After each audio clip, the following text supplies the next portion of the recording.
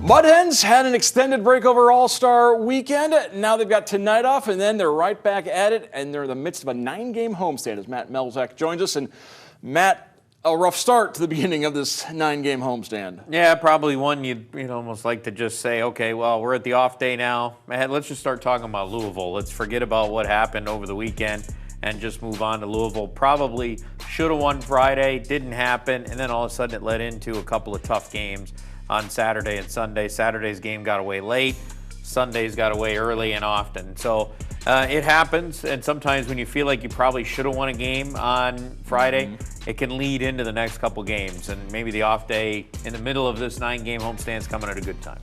One bright spot out of the sweep by the hands of St. Paul was that Friday night game where the Mud Hens pitching staff combined for 16 strikeouts. We've seen high K numbers from the staff this year. They can do that. I think there's a lot of guys on this staff that can produce some big-time strikeout numbers. Lyle Lockhart, even though he wasn't as good as he had been in the previous couple starts, for him, he was still getting the Ks, and he got them.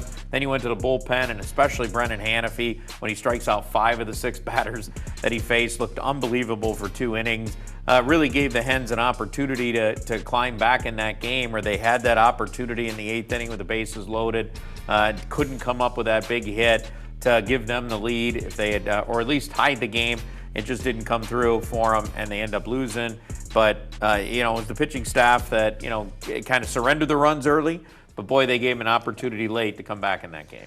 Before the All-Star break, Jung came off the IL with that wrist injury, had a couple of home runs in Omaha, and he's continuing to swing a very mean stick in those games against St. Paul. Yeah, he did. I mean, if you're on talk about on the hitting side, a bright spot when you don't score a lot of runs the last 2 games, 3 and 2 in those final 2 games of the weekend series.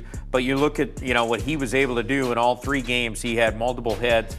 He was on base a lot, which is his key. If we see him doing that a lot, he's going to be a player. I mean, the guy's got a 900 OPS in AAA.